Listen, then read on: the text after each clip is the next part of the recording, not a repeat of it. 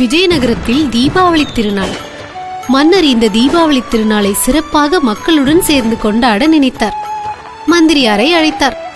மந்திரியாரே, நம் நகரத்து மக்களை விளக்கு அலங்காரம் செய்ய சொல்லுங்கள். யார் வீட்டு அலங்காரம் அழகாக இருக்கிறதோ அவர்களுக்கு 10,000 வெள்ளிக்காசுகள் பரிசு என்று அறிவிக்க செய்யுங்கள்.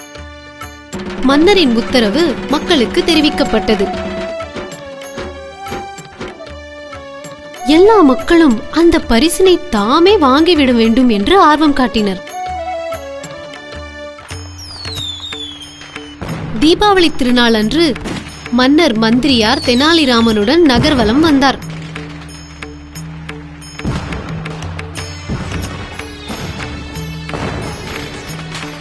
ஒரு மாளிகை அருகே வரும்போது அந்த மாளிகையில் தீப அலங்கார அழகை பார்த்து நின்றார்.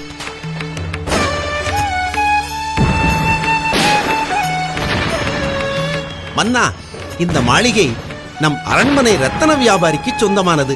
இதற்கு பரிசு தரலாம் என்று நினைக்கிறேன். அண்ணா, எனக்கு தெரிந்த ஒரு இடத்தில் ஒரே விளக்கு எரிந்து கொண்டிருக்கிறது. ஆனால் அது 1000 விளக்குக்கு சமம்.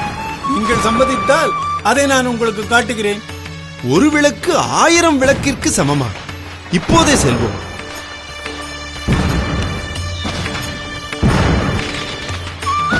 மன்னரும் மற்றவர்களும் தெனாலிராமனுடன் செல்கின்றனர்.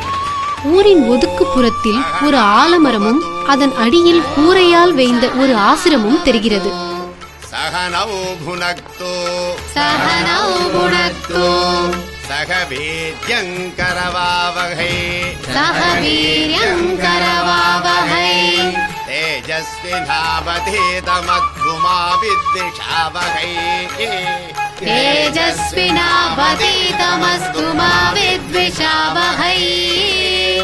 ஓம் சாந்தி சாந்தி சாந்தி. ஓம் சாந்தி சாந்தி சாந்தி. வாருங்கள் மன்னா, உங்கள் வருகையால் இந்த ஆசிரமமும் பின்தங்கிய இந்த ஏழை மாணவர்களும் பாக்கியம் செய்துவிட்டனர். ஆச்சாரியாரே, உங்கள் கல்வி பணியை பாராட்டுகிறேன். ஏழை மாணவர்களுக்கு நீங்கள் செய்யும் பணி மகத்தானது. அண்ணா, ஆச்சாரியாருக்கு பக்கத்தில் எரிந்து கொண்டிருக்கும் அந்த ஒற்றை விளக்கை பாருங்கள். அதுதான் நான் சொல்லிய அதிசய விளக்கு. இந்த ஒரு தீபம் 1000 தீபங்களுக்கு சமம். இந்த அறிவொளியில் ஆயிரக்கணக்கான மாணவர்கள் படித்திருக்கின்றனர். தெனாலி, நீங்கள் சொல்வது சரிதான். கல்விதான் உண்மையில் மனிதனுக்கு அரிய விளக்கு. இந்த விளக்கை வைத்திருக்கும் இந்த ஆசிரமத்திற்கே இந்த வருட தீபாவளி பரிசு.